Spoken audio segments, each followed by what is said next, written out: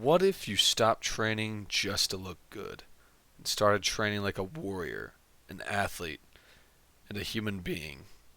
For the last 30 days, I followed a Greek inspired training plan. Here's what happened.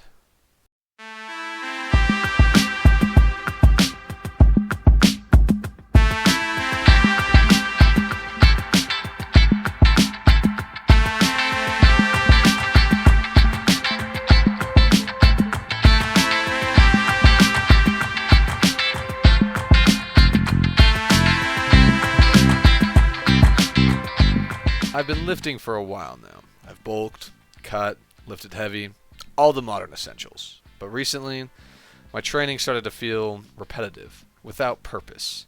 That's when I came across this ancient 4-day training philosophy from Greece called the Greek tetrad.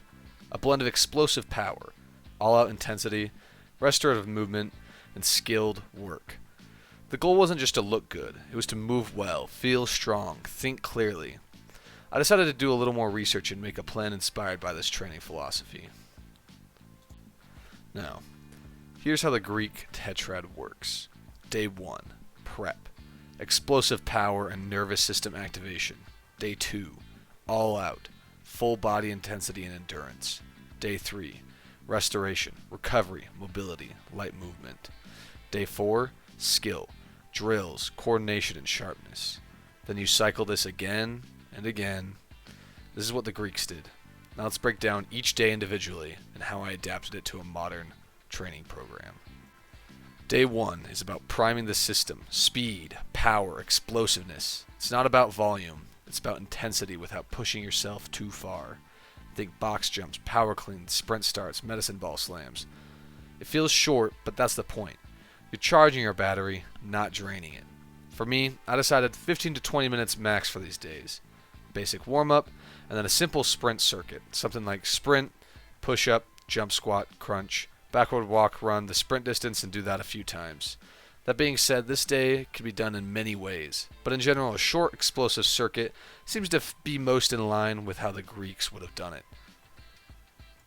Now for day 2, this was all-out war. The hardest day. Higher-up circuits, conditioning rounds, everything. The goal was to push your capacity. Tap into the warrior mind. By far the most brutal, but also the most rewarding. It was the day to become sore, the day to begin your main growth.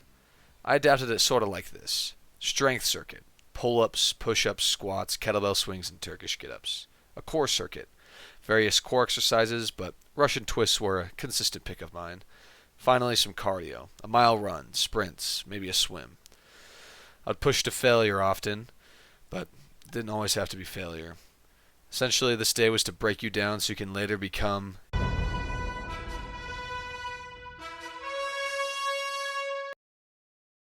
Day 3 is where most modern lifters fall off, but it's the most crucial.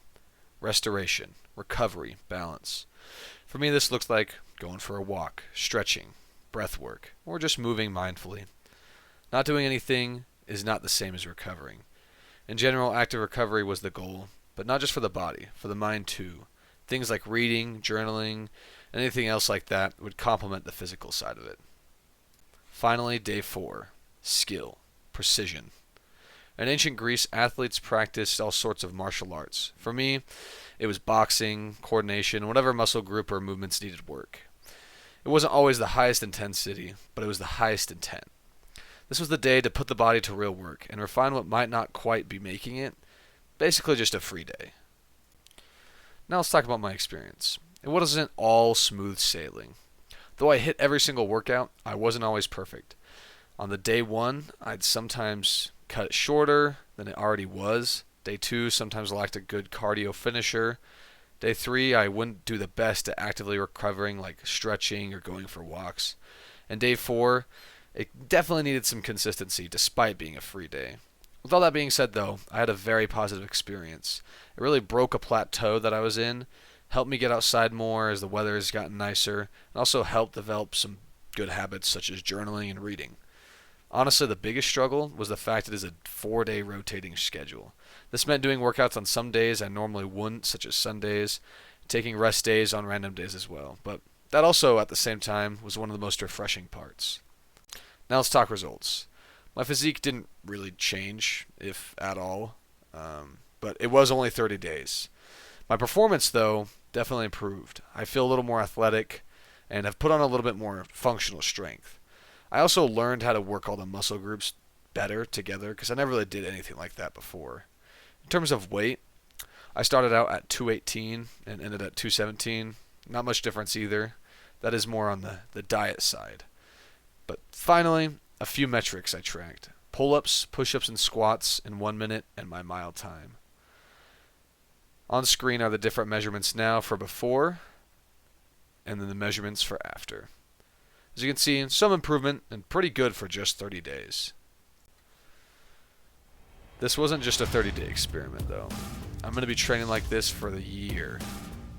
I can't possibly know if this program is effective with just 30 days, so I'll be continuing to record progress and making this into a series. This is part 1 of 4. I'll also be making a few adjustments to the program thus far and refining it even more. However, if you want to check out the specifics of this split and what I did for this month, I will link a document in the description of my split so you too can train like a Greek warrior. So if you're stuck in the gym just chasing aesthetics, try training like a human again. Explode, struggle, recover, refine. The Greek Tetrad isn't a program, it's a philosophy, and this is just the beginning. Oh, and don't forget to like and subscribe to follow my journey. Peace out.